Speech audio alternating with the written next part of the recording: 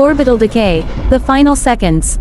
The horizon of the moon isn't a soft curve, it is a jagged, monochromatic saw blade of ancient basalt and anorthosite, cutting into the absolute black of the lunar sky. From your perspective in the cockpit, the silence is total, a vacuum doesn't carry the roar of the descent engines, only the rhythmic, metallic thrum felt through the soles of your boots. As the spacecraft's orbit decays, the scale of the lunar surface shifts from a distant map to a terrifyingly fast-moving landscape of desolation. The visual sequence. T-30 seconds. You are skimming the Mare Imbrium. The ground below is a blur of charcoal gray dust. Craters that look like pinpricks from 50 miles up now reveal themselves as cavernous pits with slumped walls and central peaks the size of terrestrial mountains. T-15 seconds. The leapfrog effect begins. Boulders the size of city blocks appear on the horizon and vanish beneath your craft in a heartbeat.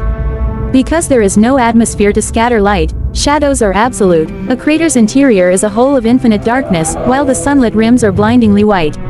T-5 seconds. The regolith, the fine, glass-like lunar soil, starts to kick up from the sheer proximity of your trajectory, even without an atmosphere to push it. You see individual fractures in the rock. The sense of speed is nauseating, you are a kinetic projectile traveling at several kilometers per second. The physics of the strike.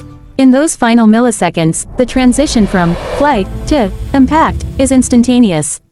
On Earth, air resistance would provide a buffeting warning. Here, there is only the sudden, violent geometry of the approaching surface.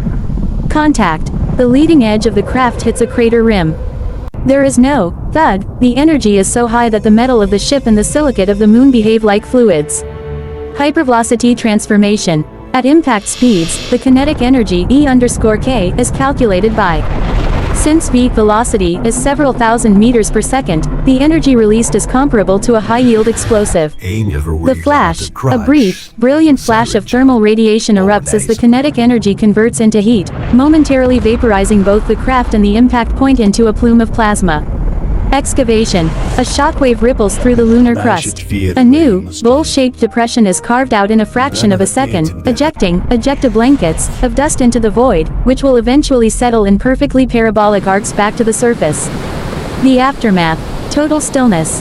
The camera is gone, replaced by a new feature on the lunar map. Where there was a complex machine of titanium and software, there is now a circular scar.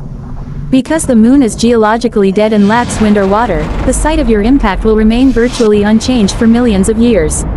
The twisted shards of metal and the glass beads formed by the heat of the strike will sit under the unrelenting radiation of the sun, a permanent monument to a very